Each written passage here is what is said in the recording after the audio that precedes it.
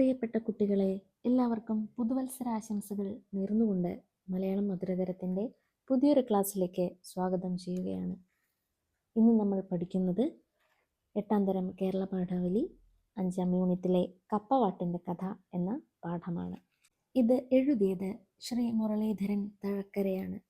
1959 ആലപ്പുഴ ജില്ലയിലെ മാവേലിക്കരയ്ക്കടുത്തുള്ള തഴക്കര എന്ന സ്ഥലത്താണ് അദ്ദേഹം ജനിച്ചത്.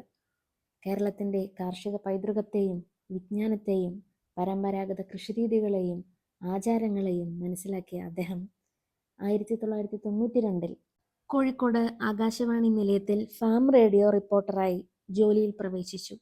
അക്കാലത്തെ ജനപ്രിയ പരിപാടിയായിരുന്നു വയലും വീടും. ഈ പരിപാടിയാണ് ആകാശവാണിയിൽ അദ്ദേഹം അവതരിപ്പിച്ചത്. വയലും വീടും പരിപാടിയുടെ ഭാഗമായി അദ്ദേഹം ഒരുപാട് ഗവേഷണങ്ങൾ നടത്തി. അദ്ദേഹം നേരിട്ടറിഞ്ഞ കാർഷികാനുഭവങ്ങളും കൃഷിയുടെ പ്രാധാന്യവും വ്യക്തമാക്കുന്ന കൃതിയാണ് കാർഷികാചാരങ്ങൾ, കാഴ്ചയും വിചാരവും. ഈ കൃതിയിലെ ഒരു ഭാഗമാണ് കപ്പവാട്ടിൻ്റെ കഥ. കൃഷിയുടെ നന്മപാഠങ്ങൾ, പഴമൊഴിപ്പെരുമ, നന്മയുടെ നടവഴികൾ, കേരളം ജീവിച്ചതെങ്ങനെ, ഓണാട്ടുകര, വാക്കും പൊരുളും തുടങ്ങി ധാരാളം കൃതികൾ ഇദ്ദേഹം രചിച്ചിട്ടുണ്ട്.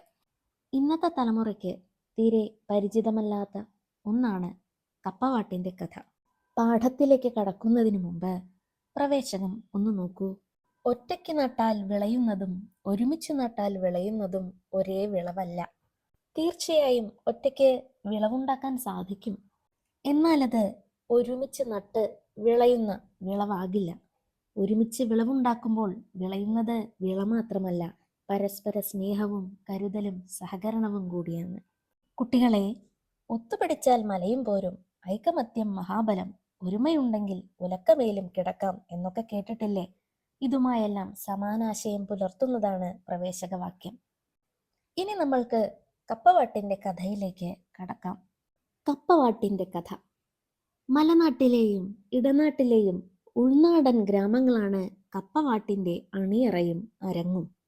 മലയാളിയുടെ വിശപ്പാറ്റിയ വിളയായ കപ്പ അഥവാ മരച്ചീനിയുമായി ബന്ധപ്പെട്ട കൂട്ടായ്മയുടെ കഥയാണ് പറയുന്നത്. കഠിനാധ്വാനികളായ കർഷകരുടെയും കർഷക തൊഴിലാളികളുടെയും നിത്യഭക്ഷണത്തിലെ പോഷക സമ്പുഷ്ടമായ കോമ്പിനേഷനായിരുന്നു കപ്പയും മീനും. 2 പതിറ്റാണ്ട് മുമ്പ് വരെ കേരളത്തിലെമ്പാടും സമൃദ്ധമായി മരച്ചീനി വിളഞ്ഞിരുന്ന മലമ്പുരയിടങ്ങൾ ഉണ്ടായിരുന്നു. സ്ഥിരമായി മരച്ചീനി കൃഷി ചെയ്തിരുന്ന ഈ പുരയിടങ്ങളെ ചീനിവിള എന്നാണ് വിളിച്ചു പോന്നിരുന്നത്.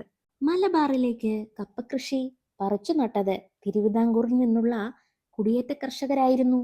മലബാറിന്റെ മണ്ണിൽ അധ്വാനത്തിന്റെ ഇതിഹാസം രചിച്ച സാഹസികരായ കുടിയേറ്റ കർഷകരെ ചേട്ടന്മാരെന്നാണ് വടക്കേ മലബാറുകാർ വിളിച്ചു പോന്നത്. അതുകൊണ്ട് തന്നെ കപ്പ ചേട്ടന്മാരുടെ വിളയായിരുന്നു അവർക്ക്. ഡിസംബർ, ജനുവരി മാസമായാൽ മലനാട്ടിലും ഇടനാട്ടിലുമെല്ലാം കപ്പവാട്ടിൻ്റെ കാലമാണ്. അയൽപ്പക്ക ബന്ധവും സൗഹൃദവും ഒരുമയും ഊട്ടിയുറപ്പിച്ചിരുന്ന ഒരു കാർഷിക വൃത്തിയായിരുന്നു കപ്പവാട്ട്. കുട്ടികളെ, നമ്മൾക്കെല്ലാവർക്കും ഇഷ്ടപ്പെട്ട ഒരു വിഭവമാണ് കപ്പ അഥവാ മരച്ചീനി. പണ്ട് മലനാട്ടിലെയും ഇടനാട്ടിലെയും ഉൾനാടൻ ഗ്രാമങ്ങളിൽ ചെയ്തു വന്നിരുന്ന ഒരു കാർഷിക വൃത്തിയാണ് കപ്പവാട്ട്. സമൃദ്ധമായി ചീനിവിള കൃഷി ചെയ്തു വന്നിരുന്ന മലമ്പുരയിടങ്ങൾ നിങ്ങൾ മനസ്സിലാക്കിയല്ലോ. തിരുവിതാംകൂറിന്റെ മണ്ണിൽ നിന്നും മലബാറിലേക്ക് കുടിയേറിപ്പാർത്ത ചേട്ടന്മാരാണ് മലനാട്ടിലും ഇടനാട്ടിലും കപ്പകൃഷിക്ക് പ്രചാരം നൽകിയത്.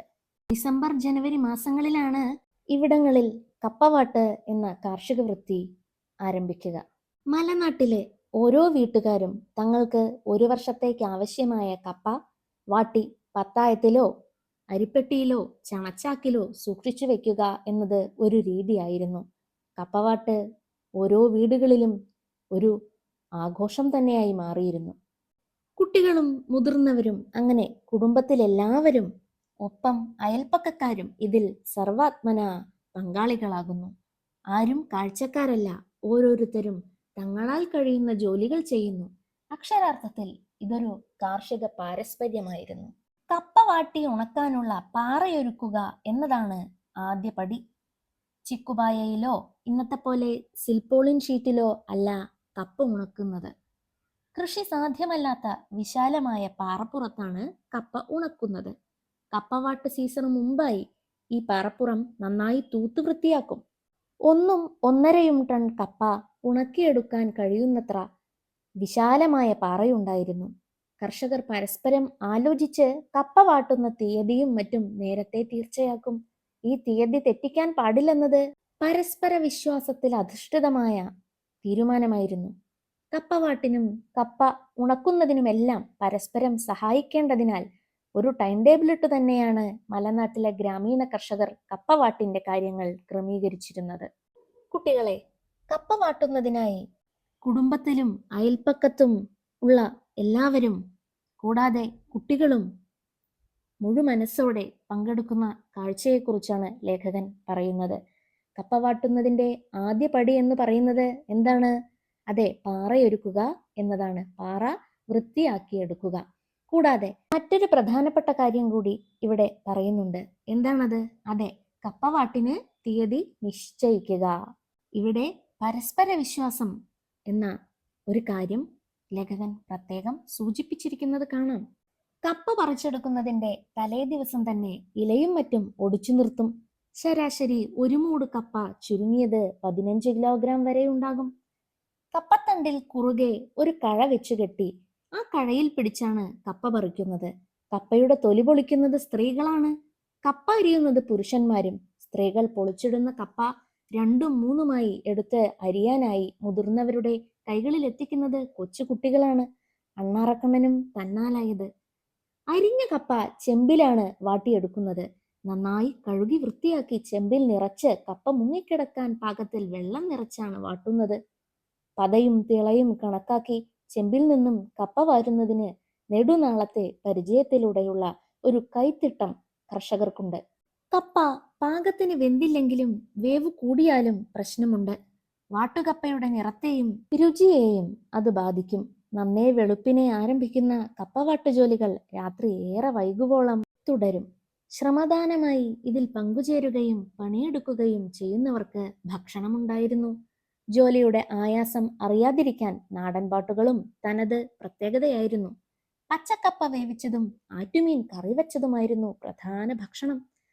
അധ്വാനത്തിന്റെ കഷ്ടപ്പാടുണ്ടെങ്കിലും പരസ്പരം എല്ലാവർക്കും സന്തോഷവും സംതൃപ്തിയുമേകുന്ന ഒരു കൂട്ടായ്മയായിട്ടാണ് ഓരോ വീടും കേന്ദ്രീകരിച്ചുള്ള 2-3 ദിവസത്തെ കപ്പവാട്ട് പര്യവസാനിക്കുന്നത്. ഇതിനാവശ്യമായ കത്തി, വല്ലം, ചെമ്പ് തുടങ്ങിയവയെല്ലാം എല്ലാവരും പരസ്പരം ഉപയോഗിക്കുകയും ചെയ്യുമായിരുന്നു. കുട്ടികളെ, കപ്പവാട്ട് നേരിൽ കാണുന്ന ഒരനുഭൂതി ഓരോരുത്തർക്കും തോന്നിയില്ലേ? ഈ ഭാഗത്ത് നിങ്ങൾക്ക് അപരിചിതമായ 2-3 പദങ്ങൾ ഉണ്ടെന്ന് തോന്നുന്നു. ഒന്ന്, കഴ. വണ്ണം കുറഞ്ഞ നീളം കൂടിയ കമ്പിനെയാണ് കഴ എന്ന് പറയുന്നത്. അതുപോലെ കപ്പവാട്ടിന്റെ പാകം നോക്കുന്നതിന് ഒരു കൈത്തിട്ടം വേണമെന്ന് പറയുന്നുണ്ടല്ലേ. കൈത്തിട്ടം എന്ന് പറയുന്നത് എന്താണ്? ആ കൃത്യത അളക്കുവാനുള്ള കഴിവ്, ആ ഒരു പാകത അറിയുന്നതിനുള്ള കഴിവിനെയാണ് കൈത്തിട്ടം എന്ന് പറയുന്നത്. കുടുംബത്തിലുള്ളവരും അയൽപ്പക്കക്കാരും കുട്ടികളും എല്ലാവരും സർവാത്മന കപ്പവാട്ടിൽ പങ്കാളികളാകുമെന്ന് പറഞ്ഞിരുന്നല്ലോ. അങ്ങനെ യാതൊരു പ്രതിഫലവും ഇച്ഛിക്കാതെ തങ്ങളുടെ ശ്രമങ്ങൾ ദാനം ചെയ്യുന്നതിനെയാണ് ശ്രമദാനം എന്ന് പറയുന്നത്. കപ്പവാട്ടുകാലത്ത് ഓർക്കാപ്പുറത്തൊരു മഴ വന്നാൽ മലനാട്ടിലെ ഗ്രാമീണ കർഷകരുടെ യഥാർത്ഥ ഒത്തുചേരൽ അപ്പോഴാണ് അനുഭവവേദ്യമാകുക. എല്ലാവരും ഉച്ചത്തിൽ കൂകി വിളിച്ച് ആളെക്കൂട്ടും. എല്ലാവരും ചേർന്ന് യുദ്ധകാലാടിസ്ഥാനത്തിൽ പാറപ്പുറത്ത് നിരത്തിയിരിക്കുന്ന വാട്ടുകപ്പ നനയാതെ വാരിയെടുക്കും. കപ്പവാട്ട് സീസണിൽ മലനാട്ടിലെ ഉൾനാടൻ പ്രദേശങ്ങളിലൂടെ കടന്നുപോയാൽ എല്ലാ പാറക്കെട്ടുകളിലും വെള്ളപ്പൊട്ടുപോലെ വാട്ടുകപ്പ ഉണക്കുവാനായി ഇട്ടിരിക്കുന്നത് ഒരു കൗതുക കാഴ്ചയായിരുന്നു. നമ്മുടെ മലമ്പുരയിടങ്ങളിലെല്ലാം റബ്ബർ എന്ന അത്ഭുത വിളയുടെ അധിനിവേശം ഉണ്ടാകുന്നതിന് മുമ്പുള്ള സ്വാർത്ഥമോഹമില്ലാത്ത കൂട്ടായ്മയുടെ കഥയും കാര്യവുമാണിത്. ഇപ്പോഴും അപൂർവമായി മലനാട്ടിൽ അങ്ങിങ്ങായി ബാക്കി നിൽക്കുന്നുണ്ട് ഭക്ഷണമൊരുക്കലിന്റെ ഈ സഹവർത്തിത്വം. അതിന്റെ ആരവങ്ങൾക്കും അണിയറ പ്രവർത്തനങ്ങൾക്കും മിടുക്കും മോടിയും നന്നേ കുറഞ്ഞു പോയിരിക്കുന്നു. ഭക്ഷ്യസുരക്ഷ എന്ന വലിയ മുദ്രാവാക്യത്തിന് മുന്നിൽ വിനീതരാകുന്ന ലോകജനത മലനാട്ടിലെ കർഷകരുടെ ഈ പഴയകാല നന്മയ്ക്ക് മുന്നിൽ ഒരു നിമിഷം നിൽക്കട്ടെ. ഓരോരുത്തരും എല്ലാവർക്കും വേണ്ടി, എല്ലാവരും ഓരോരുത്തർക്കും വേണ്ടി എന്ന ഉദാത്തമായ ആശയത്തെ പ്രാവർത്തികമാക്കുകയായിരുന്നു ഇവിടുത്തെ കർഷകരും കർഷക കുടുംബങ്ങളും. നാണ്യവിളയായ റബ്ബറിന്റെ കടന്നുവരവോടുകൂടിയാണ് കപ്പകൃഷിയും കപ്പവാട്ടലും അന്യം നിന്നുപോയത്. എങ്കിലും അപൂർവങ്ങളിൽ അപൂർവമായി ഇപ്പോഴും ഈ സഹവർത്തിത്വം നിലനിന്നു പോരുന്നു എന്നാണ് ലേഖകൻ പറയുന്നത്. ഓരോരുത്തരും എല്ലാവർക്കും വേണ്ടി, എല്ലാവരും ഓരോരുത്തർക്കും വേണ്ടി എന്ന ഉദാത്തമായ ആശയത്തെയാണ് കപ്പവാട്ട് പ്രതിനിധാനം ചെയ്തിരുന്നത്. അവിടെ എല്ലാവരും എല്ലാവർക്കും വേണ്ടി സ്വാർത്ഥമോഹികളാകാതെ പരസ്പര സഹകരണത്തോടുകൂടി കഠിനാധ്വാനം ചെയ്യുകയായിരുന്നു. കുട്ടികളെ, നമ്മുടെ തലമുറയ്ക്ക് തീർത്തും അന്യം നിന്നുപോയ ഒരു കാർഷികാനുഭവമാണ് മുരളീധരൻ തഴക്കര കപ്പവാട്ടിൻ്റെ കഥയിലൂടെ നമ്മൾക്ക് അനുഭവവേദ്യമാക്കി തന്നത്. ക്ലാസ് എല്ലാവർക്കും മനസ്സിലായി കാണുമെന്ന് കരുതുന്നു. നിങ്ങളുടെ സംശയങ്ങളും അഭിപ്രായങ്ങളും കമൻറ്റിലൂടെ അറിയിക്കണേ. അതോടൊപ്പം ക്ലാസ് ഇഷ്ടപ്പെട്ടാൽ ലൈക്ക് ചെയ്യാനും ഷെയർ ചെയ്യാനും സബ്സ്ക്രൈബ് ചെയ്യാനും മറക്കരുതേ. എല്ലാവർക്കും നന്ദി, നമസ്കാരം.